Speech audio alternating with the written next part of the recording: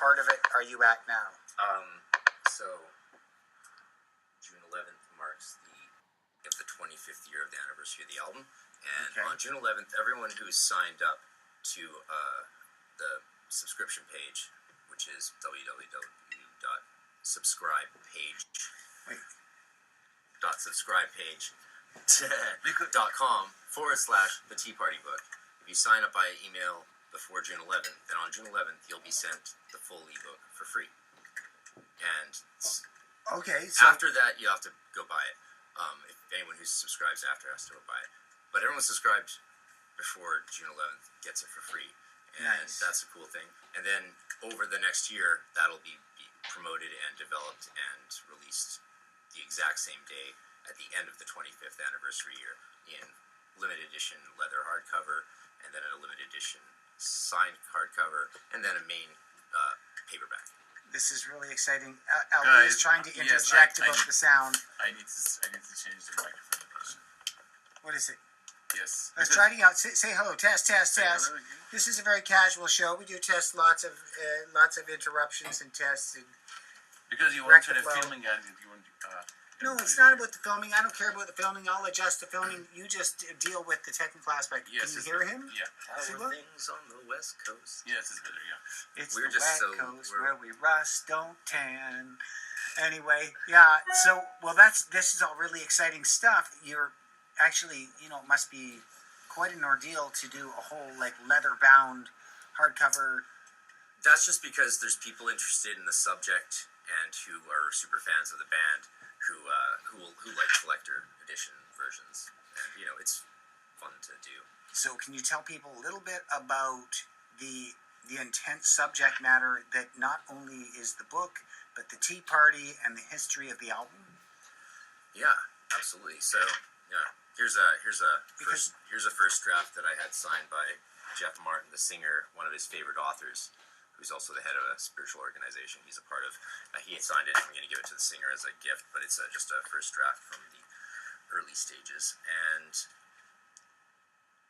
yeah, it was an interesting process. Originally, the album's called Splendor Solace. It was their first album. And originally, I was talking with the singer, and the plan was to write the official biography. That same night, he told me that the band was getting back together because the Tea Party broke up for about 10 years. And he and I both moved to Ireland at the same time, and we'd already been well acquainted. And so that was big news. One of Canada's top bands getting back together after 10 years, and we didn't know what happened. So I wrote a treatment for the official biography and gave it to all the band members the next time that we met up. And it would have had to go through EMI. And even though I'd been publishing and working as a rock journalist for about 4 years at that point, ever since I sort of got into it by meeting my guru, Neil Strauss, who's one of the best Rolling Stone journalists of all time.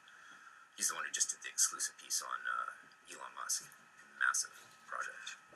So he got me into that, and then the book just sort of was a natural progression of that. When EMI was back on board with the Tea Party, we couldn't just go and do an official biography without their go-ahead, so that just stalled out like most things do, especially I wasn't that well known. As a rock journalist, I certainly didn't have a name. I'd only covered 30 major bands, and that was about it. And it was something fun to do that, can make a bit of money. As a writer, you got to do whatever you can do. Well, the content is pretty intense. Writing about music's always intense, because music's always about pain. No.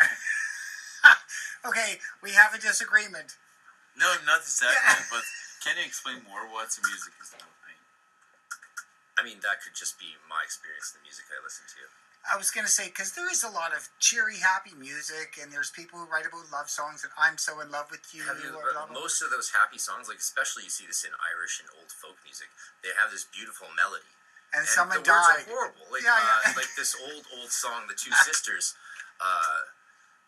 it's like one sister pushes the other into a river over to spew over a boy, and the last verse is and then the sister goes down the river to sees a mill, and he pushes and drowns her. And the last verse is Oh, I know. The eldest sister, Miller, he was hanged from the mountain head. The mountain Miller, he was hanged from the mountain head. Sing I dum, sing I day. The Miller, he was hanged from the mountain head. The boys are born for me. The Miller, he was hanged from the mountain head. The eldest sister, she was boiled in lead.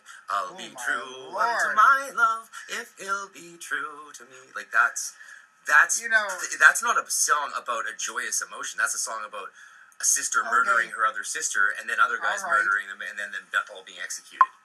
Like that's like, but it sounds so happy. You sing it. It sounds so joyous. My buddy, who was one of my early mentors in music, that is a fact, and especially like the blues. The blues does that a lot. It's about sadness, but it's cathartic because, like you said, I think it's about the music gives it a very positive tone, and then they can celebrate getting through that pain, and it's a catharsis in a way. So. Absolutely. When I feel happy and when I'm feeling good, I don't want to sit down and write a intricate song. I want to go enjoy my life. Yeah. I write songs to purify the pain and turn it into joy and creativity. And for me, that's always the process. Yeah, I've tried to sit down when I'm really feeling just great and just balanced and healthy and happy and write a song. It's just super bland. There's not much meat there. My taste in music is very much for that kind of process. So, if some people feel happy and healthy and all they want to do is write songs about being happy and healthy, I mean, I don't listen to music like that. Like it doesn't connect with my experience of life whatsoever. I mean, Buddha said life is pain. If there's a group of people out there who don't experience life as pain, I'd be very curious to know what they're doing. Well, let's hope what do you think? Well, I think that personally, some of my favorite music, like there is a balance in the songs. There is, like, Bob Marley talks a lot about, struggle, and then he talks a lot about celebrating life, and like even songs about singing and dancing in the sunshine can be very joyous, happy, really feel good music. But I do see what you're saying, that there is a lot of really intense content in some of the songs that are more about struggle. Mm-hmm. But I personally think that it's both, and I've heard some pretty intense things about songs that celebrate love that are very intense because of the intense emotion that's involved, and it can be a positive thing. So that's just, I just have I think there's both. Oh, for sure. But I want to get back to the content of the book. Yeah. And like, it's a very intense subject because you're talking about, for example, this is about a manuscript that was developed, 17th century? So yeah, the 17th century alchemical manuscript, Splendor Soulless, talks about the human transformation of the soul by various spiritual practices. It's one of the many early writings of alchemy, and using what they called the green language to sort of conceal different spiritual practices that often were outlawed by the church or not popular among the leading religious political groups at the time. And this has happened all throughout religious history. Like when monasticism came along, the church started burning the monastics, saying, "How dare you practice celibacy?" The Catholic Church was like really against celibacy when that started. And then they're like, "Wait a second, this could be useful." Now, next thing you know, 17th century priests were just clamped down on having wives and kids and stuff. It was a slow process, but yeah, I mean, those things change. Cultural fashions and votes change. Absolutely. So a lot of this has to do with like the science of nature and being in harmony with nature, and learning to empower one's lives and to be enriched by that specific alchemic. How do you say it? Yeah, that works. Alchemic, sort of, the alchemy of understanding that can create a more harmonious lifestyle. Is that somewhat accurate, or so? How does? Yeah, there's lots of different theories behind. So the Splendor Solace, though. Yeah, well, Splendor Solace, the idea is the splendor of the sun, like sort of letting the true self break through the false self and shine a light from within. Like that's the idea. These are very pure ideas, but then the practices are actually quite intricate and disputed. I mean, some people thought that they were actually talking about science and not spirituality, and there was a huge division there. And what really happened, of course, was science developed out of that stuff, right? Spirituality was trying to explore things that weren't covered by anything else because science didn't exist. And then science existed, and now spirituality sort of, in my opinion, needs to pull back and let science handle the reins on things that really spirituality is not going to find answers to, not definitive ones. Let me ask you then, from the things you've learned, and this is the concept that I really like, is that I see both sides of that picture, and I says, why is there an argument between science and spiritual faith when, like, science can learn a lot of really, like, you can get a lot of shortcuts that could be examined and then later proved by studying the mystical ideas of spirituality, and religion and the concepts of spiritual theology could learn a lot from science. And so there shouldn't be an argument, there should be a meeting of minds there. Do you see what I'm saying there? Absolutely. I mean, there was a long time when science and religion got along and worked well together. I mean, Isaac Newton was he didn't study science, he was helping to create science. So he was studying everything he could, alchemy, Jewish mysticism, Kabbalah, and everything. He was studying whatever he could because he wanted to find actual scientific answers. Mm-hmm. And he did, and sometimes he found them by accident. And there was a period, especially during the Italian Renaissance, where science and religion got along quite well, and that was the dawn of sort of the Hermetic forms of Christianity. And as science broke out and got on its own, there was a divide between the religious world and the scientific because they felt threatened. Whereas so it was small movements. It was very small sects of Christianity globally that handled science well. And a major stream of that form of thinking is referred to as Hermetics or Hermeticism. And those were just a certain branch of Christians that believed. They took a lot of their inspiration from the blessed Raymond Lull, who was he's almost a saint. He's blessed, not quite canonized. But he was a big proponent of learning all the languages of the world so that Catholics could interact better, so that all people could learn and interact better with other cultures. He believed that we should all learn more languages. And that's a pretty cool thing for someone from hundreds of years ago to do. There's a statue to him in Mallorca, in Palma. Oh. Yeah, I got to see it when I was there in '97. And so he's an inspiration. Also, Saint Albertus Magnus, who's the patron saint of doctors, medical doctors, and those sort of people. But he was a hardcore alchemist of every variety, and really dedicated a lot of his life to the spiritual transformation practices that we see commonly in the Jesuits, St. John of the Cross, Teresa of Avila, all those people.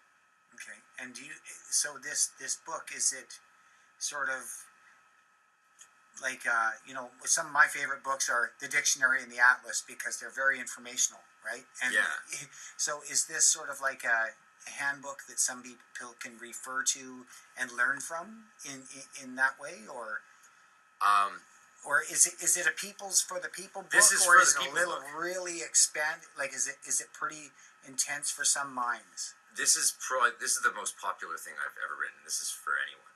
I mean, if you like music and enjoy the you words, like the Tea Party at all? Yeah, well, the Tea Party is a pretty dark band. I know a lot of Canadians, even if they don't listen to the albums, they love the shows because they're a phenomenal live band. I just love that white shirt that he did in the first video. Oh, well, I think he regrets that to this day because of all the Jim Morrison comparisons. I know. It was a cool music video for that song, The River, and that's the first thing I talk about in the book, actually. Like, right. Okay. No rock journalist has ever written about a band through their song lyrics. So when nothing went forward with EMI, right, with the biography, I didn't care. I had already started doing the work, and I started doing the work by looking at the song lyrics and exploring the band and what they're about through the song lyrics. Because think about it, you read all these rock bios and stuff, and like all they talk about is mostly sex, drugs, and money disputes, right? Yes. But the reason we are reading the book is because we like the songs and the words in the songs. Why do rock journalists not write about that and explore that? Like we're here at the University of British Columbia, where especially with I an was intense taught lyric band like this. Yeah, right. it's their lyrics are more verbose and Jethro Tull like rather than Led Zeppelin. Though they won't like that I said that, so be it. Oh well. What I'm saying is Jeff Martin is a much better poet than Robert Plant was, though it didn't take much. Robert Plant wasn't trying to be a poet; he was trying to rekindle, excuse me, blues spirituality and that groovy, emotive element within lyricism, and that was definitely his plan. I mean, he's also obviously a great poet because he wrote the best song of all time. That poetry's amazing. Who didn't dance to Stairway to Heaven at midnight at prom, right? I mean, I didn't, but I went to Waldorf school, so that's weird. What do you want people to know about this book? By what I found when I wrote it, was like I rediscovered the entire album myself, and their first album didn't hook me. Their second album hooked me, and then I understood their first album. It was that happens sometimes. Sure. And that's very humble of you to say, but So, but never really expected getting from to you. explore the lyrics and what I know about the band, because I was geared up to do a whole biography. But doing it this way allowed me to not need 100 hours of interview cassettes with the band members. And that's a writer's dream. Writers don't want to spend their time interviewing band members and compiling notes to write a biography because that's what everyone expects you to do when you write about a band. This allowed me to not need anyone else at all. And then when I met up with Jeff Martin the next time, I said, "So, I wrote the book and a book, on you guys. Anyway, who cares about the being ignored by your record label? I mean, bands always fight with their record labels. Why not just cut them out if you can?" So I wrote a book about their song lyrics. Who's going to stop you, right? I said it's going to come out. I've got no real schedule for that or anything. And he's like, "Well, it's the 25th anniversary of that album. They're going to tour." Most likely and recreate the entire album like they did with the last two albums each year, doing the whole album for the first time, often doing songs that they'd never done because they would record an album in the studio, then figure out how to play the songs live like most bands in the 90s. Yeah. And so he right there on so he's like, "Well, I'll write a one-page forward for it and let's get this thing off the ground." And I was like, "Well, okay then," and that galvanized the project. Nice. Yeah, that's so he sort of legitimized it in a way. Oh well. I mean, he's almost putting a stamp of approval on it. Yeah, this is about us. This is from us. Mm-hmm. Well, I mean, that was kind of the relationship we had. He was definitely my favorite band growing up. And when I was 21, 22, one day he just called me up at home out of the blue. And you'd never spoken to him before. He calls you. It was the 90s, and he was my favorite rock star. Why on earth would he ever call me? How would he get his number? Why would he care about anything I had? I was just nothing. I was just a fan. And then tell us. It turned out, I had developed an international reputation for my lectures on Hermetic spirituality and Hermetic Christianity. So he asked to be a student of some sort, you told me. I can't really comment on that. Here I am letting the cat out of it. No, sorry. No, that was well done. That'll get all the curiosity and stuff going on. For the book. Read the book. What's really cool is the music is transformative. The music and songs are about transformation, and by exploring the poetry, you can really understand that on the broadest scale possible, and it just lets anyone into it. It was a way to let anyone into it. By the time I'd finished writing, I was like, wow, I was really able to explore anything I'd want to explore in life through the songs and the lyrics and the structure. And I do some critical poetry stuff that you would learn at university, but I generally only where necessary. It's not a form of critical analysis that you'd get in an academic paper. It's written for the popular understanding. People who just love music, love lyrics, love poetry, and are curious about the fact that when humans encounter trauma, they have the potential to radically transform themselves and become closer to who they truly are. Some of our greatest lessons come from trauma. I think the only lessons come from trauma. But I did write a book on that called The Ethics of Understanding God. Of course, God has an eraser line through it, which is not what you might think it is. It's just a reference to a philosophical technique. Interesting stuff. Yeah. Interesting So stuff. that's about trauma and transformation. Okay, and so you were talking about the launch. What? Essentially, the book contradicts the popular notion about the Tea Party that they are a hedonistic band about drugs, sex, and occultism. Because they're not. They're a band that just had the balls to delve into the darkness to find out what the true light was really about. Okay. If you can't, no one's ever transformed themselves or become better than they were by ignoring their own inner darkness. You have to face that. Otherwise, nothing happens. You just go through life like a lemming. Yeah, and there is that about, you know, connecting your mind to your heart, and part of that is understanding, like, connecting the duality of humanity, and understanding that, you know, when people talk about, oh, that's human nature to be dark and have, you know, anger as part of your nature. So there's all different cultures around the world to talk about this separation. And so does it touch about that, like understanding that so you can, like you said, see the light, or understanding your darkness so you can live in light? It's an interesting distinction. Yeah, and well, if people have a human nature to get angry and even and act out in negative ways, if you can sort of balance that and come to terms with it, you'll be a healthier person, because if you're divided constantly, it'll drive you crazy. Oh, absolutely.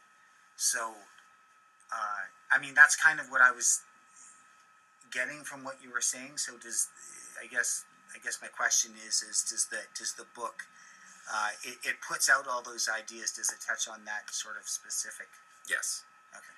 Yeah, it definitely goes into that. Like, and for me, I draw a lot of, like, my basic studies are in early Aramaic and Hebrew teachings, like 1st and 2nd century specifically, and the philosophy of how humans becomes developed there.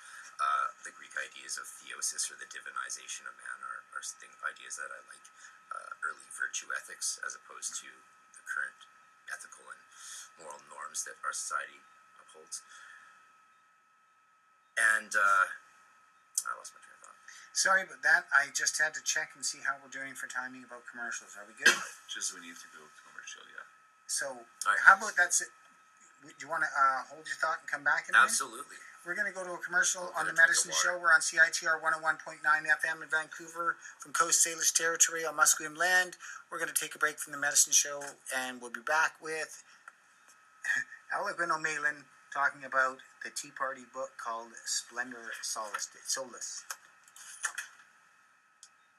Yay! Okay, Facebook. Taking a break. Big shout outs to who is watching. Leslie Ann Mills. How are you, Leslie? Also, we have Monica Lee. Hello, Monica. How are you? Monica Lee. Yeah, Monica Lee, the musician. Hey, Monica. Hey. I love you. I miss you. Yeah. I'll play a show soon. Yeah. Also, Jordan Smith.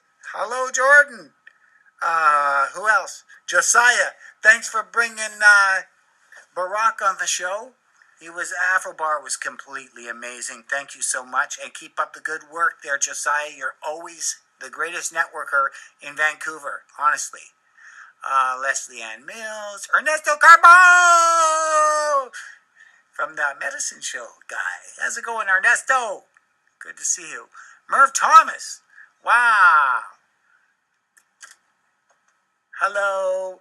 And I'm wondering if grandson is watching. Say something. There's Shiki Nimaguchi. Hello. Yay. And tell me, is grandson watching? Hello, grandson. I love you. There you go. Anyway, we're going back in just a few minutes to have some more music on with Elegwen O'Malin. And Shiki Nimaguchi is here. She's hopefully going to play some songs. I'll, jam along and sing along. And we're streaming live on Instagram. Okay. Via Say Esoteric eBooks. Esoteric eBooks. How do people find it? At Esoteric eBooks. Isn't that simple? Isn't that esoteric? Do you know Tarek? He used to be a musician in town. Hey, Tarek, if you ever listening and see this, do you go to Esoteric? Don't support Eso. You're on your way with Eso. Okay, so let's put you on hold. Oh, I wonder if grandson is watching. I miss you. No, please. Okay, are we going back? No, 40 40 seconds. seconds to air time. So also we have in the studio in support of Elegwen, Zane Sloan. Zane Sloan is in the house. Yeah. If you're liking what you're seeing, give us a thumbs up now and then on there. Make it rain happy faces and thumbs ups and all that on the thing. Elegwen, what do we want to do next? We have about 25 minutes to stop, so that's about 20 minutes of airtime. 7 seconds. 7 seconds. Let's I guess wrap up with this for 5 minutes or so. And then Where do we go from here with this? do it just like we'll go finish talking about this and then go into We're back on the Medicine Show with Elegwen O'Maylan, talking about Splendor Solace, the book that is about the lyrics of the Tea Party's album called with the same title. Yeah, the book is called The Tea Party. Okay. Oh, I'm Song sorry. Lyrics and Meaning, the Esotericism, Alchemy, and Hermeticism of Splendor Solace. Whoa. Is that... Okay, so forgive me. It's a long title. This is the book. Well, it's a title. It's a subtitle. And a subtitle. So, it's not like a band name or a show name where it has to be short or anything. So, or like a movie title that has to be slightly short. So, all good work. Yeah. And thanks for sharing all this. Where do you? How can people find more information? Go to www.subscribepage.com/The Tea Party Book. And if they do sign up there before June 11th, on the 11th they will be sent a free copy of the ebook. Then there'll be promotional touring that year for the book and for my other books, and I'll be doing lectures at some schools and colleges and universities on my other books and other things I lecture on different elements of semiotics, hermeneutics, and hermetic spirituality. And that will be my next year, essentially, is doing that. Up until the hardcover and official print release a year from now, which will, coincide nicely and give the band a lot of chances to consider how they would want to be involved and stuff like that. I mean, yeah, it's a bigger thing than me. It's become bigger than me. Bigger than the both of us. Usually I'm an academic writer mainly. I mean, I've written a lot of novels and volumes of poetry, but my real forte is academic writing and scholarship, and that's really just you and your research. And when you're done, you show it to 1 to 3 PhDs. They give you some notes, and then you publish it. And that's it. That's academic research, and that's all you need to do for the people in your field who want to know what you're studying that no one else has done. Sounds dry. That is dry. So that's why this is exciting, because this is about sex, drugs, and rock and roll. This is the juicy stuff that people really want to get their teeth into. This put South Beach to shame. Yeah, they're arguably one of the biggest bands to ever come from Canada, possibly the most important. Yeah, one of the loudest. Their first, very few bands, especially in the 90s, were putting on such good live shows. I mean, Canada produced Rush. We got Tragically Hip, of course, but yeah, the Tea Party really not as like loud. their first tour when they're 22, 23. I think I saw their first tour. Their first tour was opening for Page and Plant, and the singer, and Jeff Martin, the singer, and he was learning spiritual practices from Jimmy Page backstage, and then eventually at his home. I'm just kidding. Sorry. Is prayer scary to you? You can be scared of no. prayer. I'm scared of prayer. No, I'm not scared of prayer. I love prayer. It actually keeps me sane because it's like self-hypnosis. It guides me, and because I like to pray to be better and that type of thing. I think a healthy way of praying is good instead of asking for stuff constantly. But what scares me is a guy who is like one of those like total rock stars who does, the whole sex, drugs, and rock and roll, and lyrics are based around that. He has been a large influence spiritually for a lot of people. Who? Jimmy Page. Robert Plant was who I was thinking of, so I guess I should steer away from that. Go back to what you were saying, Jimmy Page. Yeah, I don't know if he really influenced many people in spiritual practices. Jimmy Page was, he owned a New Age bookstore and a cult bookstore in London for many years, and that then merged with Atlantis Books that's been run by 3 generations of witches, and that's a great place. And he was very, I think for him it was more personal practice. Ozzy Osbourne really didn't, I think, study it at all and just wrote a song called Mr. Crowley. We found out we didn't really know that just all seems silly. We didn't really know until after Bowie died how deep he was into that stuff. Mm-hmm. He really didn't talk about it and just got obsessed with it. I mean, when he was in his White Duke phase, he was sitting in his place in Los Angeles, reading books on Dion Fortune's psychic self-defense, drawing pentagrams on the wall, and just obsessed. He was losing his mind. He was, of course, that whole period was. It just went to a dark place. That whole period of his life was like just covered in again, he was the White Duke, and it was just him and paranoia and blow. So. Right. Yeah. People can take it to a dark spot. I mean, the purpose of these forms of spirituality is to train yourself, to discipline yourself, to bring the darkness into the light so you can explore the darker sides of your soul and free yourself from those shackles and chains to be more who you really are, be a better, more actualized person, not afraid to look at yourself in the mirror. And if you look deep enough into the mirror, you can go so far into yourself that you really transform yourself. Because it's traumatic to look deeply at yourself, and that trauma causes a shake-up of your symbolic universe, which gives you the chance to reconstitute yourself in a better way. And that's using some psychoanalytic philosophy. Oh, well, man. Lacan and Well, Zizek. okay. What about this book can people, what positive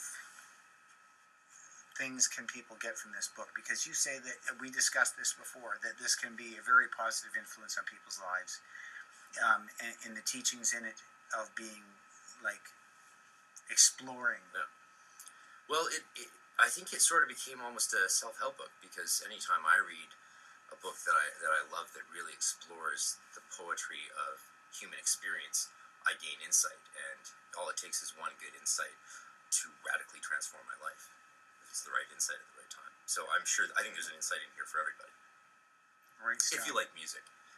Especially if you like classic rock or some early 90s grunge style stuff, because it's their first album, but I'll write more on all their other albums perhaps. Well, yeah, and I want to, I guess this is a good segue for it. I mean, this interview has kind of gone like here and there and up and down and all over the place, but I wanted to ask you about the history of your writing. So you've written a few other books to establish, context for people.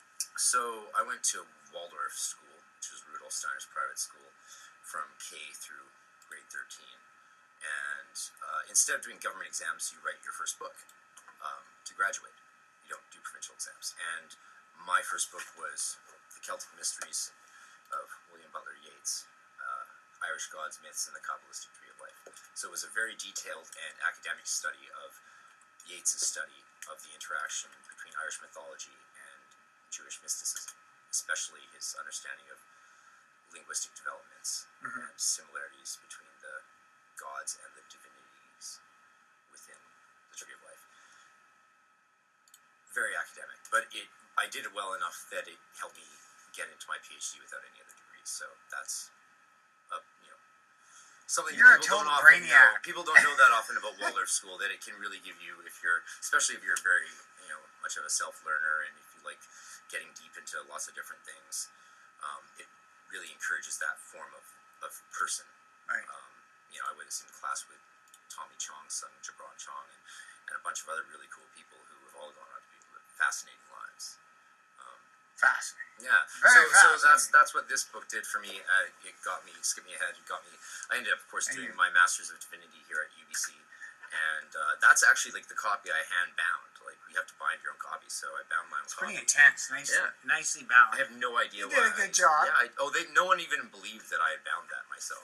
Really? Well, it is pretty well after done. school, a couple days a week after school in North Van, I would go to this old Scottish bookbinder that my dad had actually used in the 70s to bind his comic collection in Neil Wilkie, Centennial Bookbinding, and he trained me how to bind books. When my art teacher saw at graduation what I'd done, she then went and learned from him and created bookbinding classes for the school. And my sister ended up binding, she was 4 years younger than me, binding a bunch of books for me over the years that I used as volumes of poetry and stuff. So yeah, that was a very cool side. That was your first one? That was my first one. You did a couple more? You can buy that on Amazon, the Celtic Mysteries of W.B. Yeats. And he was a Hermeticist. He studied with Aleister Crowley, though he taught Aleister Crowley. There's another name. There's a really interesting connection between W.B. Yeats and Aleister Crowley. They didn't get along. Yeats ended up throwing Crowley out of his classes. Yeah, because Crowley was sort of a controversial character. And, I mean, if you had looked at what, like, Lon Milo Duquette's a famous author and expert on Crowley. He says he said recently at a lecture when he came to town that if you talked about Crowley's lifestyle today, no one would bat an eye. It only stood out because he was ahead of his time. Well, People talk about his heroin use, but they don't realize that his heroin use was because that was what the doctors gave you for asthma. That was the prescription. back then, that's how things went. That's how things were. Well, okay, this is our disclaimer. Not everything you hear and experience on this show is the attitude and opinions of those who are producing it. Just letting you know. So this is quite an interesting conversation that we're having with Elegwen O'Malin. And what is this? Is funny. So for a couple of years, I was the CMO for a board game and card game company, and we designed a game called Kill the Hippies. Oh my God, you're just so scandalous. Fun for the whole church group. And the quote on it, the inspiration was from one of my favorite scholars, Slavoj Žižek, who gave me permission to use his quote.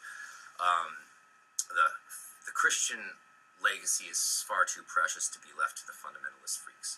Which is a weird thing to hear from an academic scholar who's famous for being a staunch materialist, anti-religion, and all that. At least because he believed there's an intellectual tradition within, especially the writings of St. Paul, that needs to be preserved, just as part of human understanding. So he's against Christianity, but he also is more against fundamentalism and anti-intellectualism that's sort of leading the way. So while I was at a convention called Gen Con in the States, it's a really big place where we released the game. It was a very big indie success. Liberal hippies would come by, and it made fun of them and conservative fundamentalists. Both people, it hit both extremes, right and left, to an absurd degree. I mean, the cover of the box is a hippie's chest being blown out through a peace sign. And there's a warning on the box. Warning: this is a work of satire. It may not be funny to some. Yeah. I mean, we knew it also. It's at a time when America was really losing its sense of satire. So an American soldier came up and bought a package of the game for me with this money he had just brought back from Iraq with Saddam Hussein's face on it. So this was the year that Saddam was taken out of power. And so I have a bill with Saddam Hussein's face on it. I had another one, but I gave it to someone. Intense. I know, that's funny. Ali just found it by snooping through my private possessions. You did hand it to him to look at. Okay, so a lot of the stuff that you've chosen to study, a lot of people don't. So, for sure. It could be mistaken and misunderstood by a lot of people, especially with some of the names and concepts that you've thrown around. Is there anything you want to say to qualify all of that so people will not misunderstand you? For sure. I mean, my academic specialty is heresy, is beliefs that are other, especially because what is heretical one year isn't the next. If you've watched the show The Cosmos with Neil deGrasse Tyson, okay, whatever you think of him, in the first couple episodes, they look at the life of Giordano Bruno. So Giordano Bruno was a hermeticist and worked for running a church school and medicine, a hospital, basically, early hospital. It was started by the priest Marsilio Ficino, who was the early translator of Plato's love poems in the 15th century, or 1500s. And just, a couple hundred years later, the guy running it, Bruno, was burned at the stake as a heretic for just doing his job. And then in the early 20th century, the Pope erected a statue to Bruno and said, "Oops, sorry."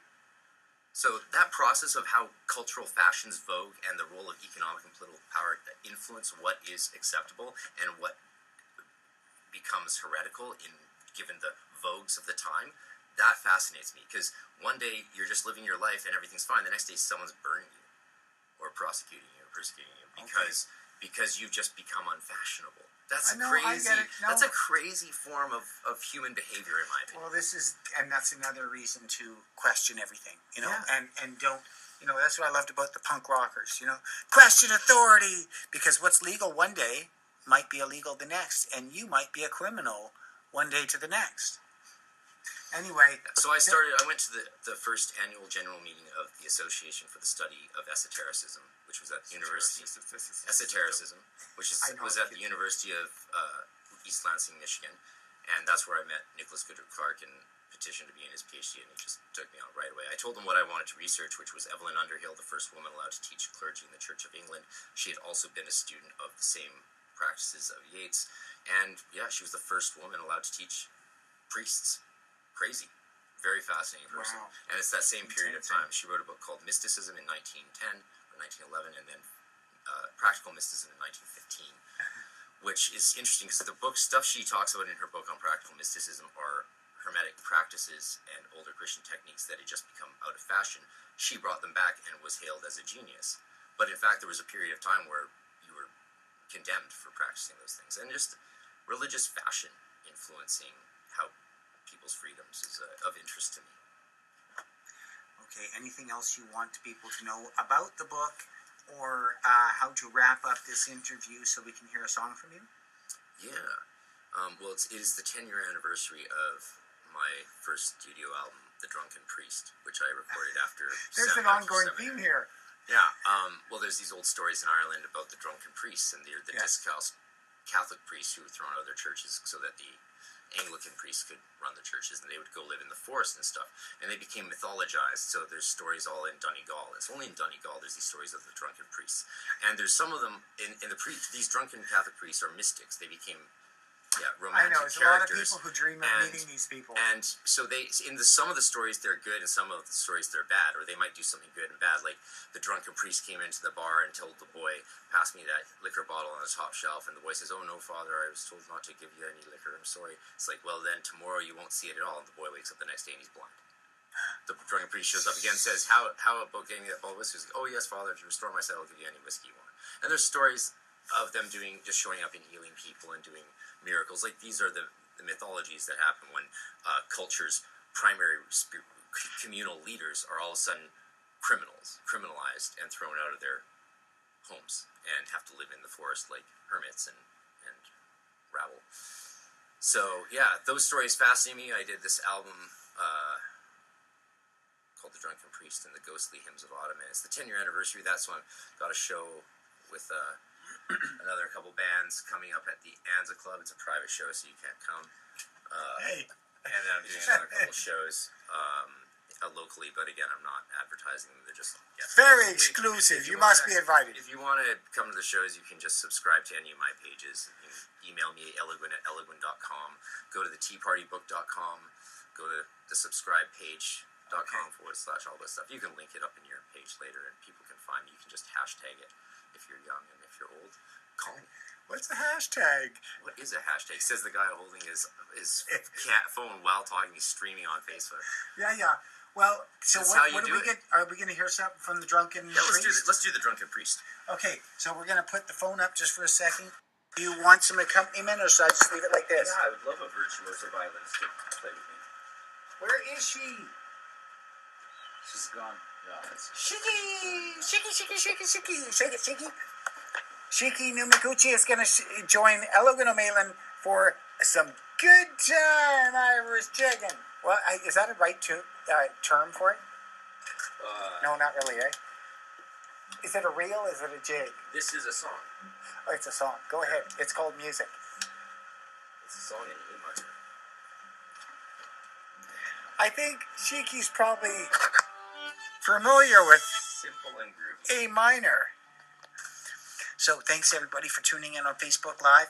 We have got, as I said, some music coming up with Elegwen O'Malin. Yeah, this is probably my only slightly and me going, hey! social commentary style song. It has some Gaelic in it, like all my stuff. And yeah.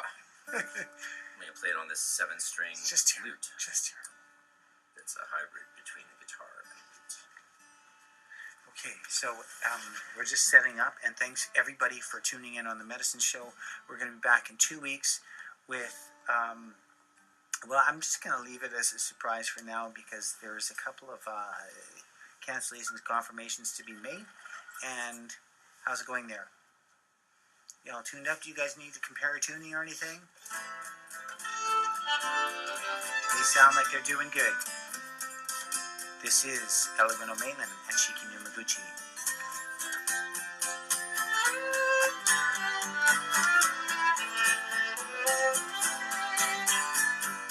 When the world was first made, I heard the angels lute that played the song of Adam, the song of Eve, composed in heaven while the devil breathed.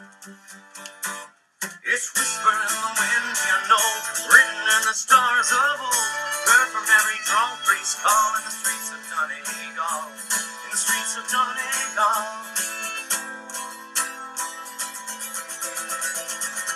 Another man came to see me, there was whiskey on his breath. The priest of Donegal can curse with life or death. I want to know the stories, the myths they hide away, of Jesus, John, and Judas, and the fairy masquerade.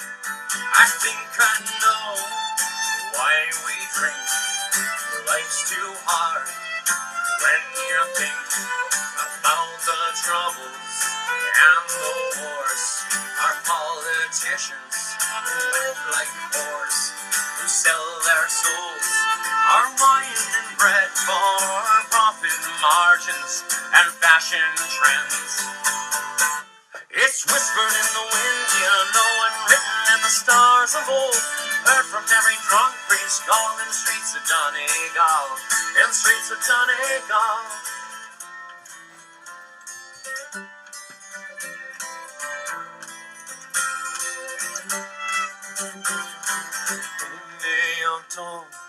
Hig mo harap, me agdol.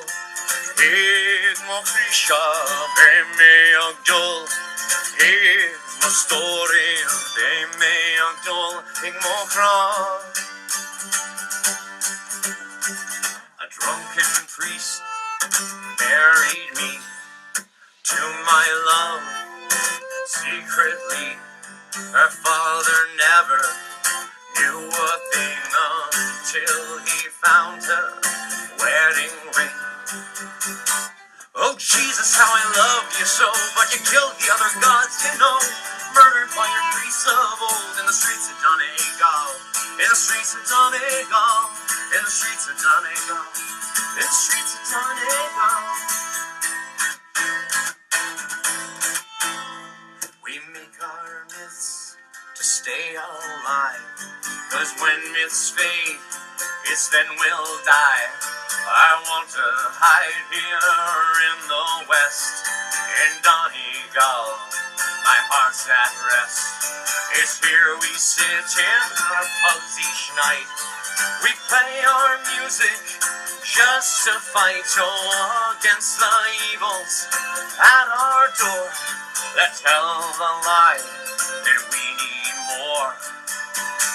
It's whispered in the wind, you know, and written in the stars of old, heard from every drunk priest call in the streets of Donegal, in the streets of Donegal, in the streets of Donegal, in the streets of Donegal.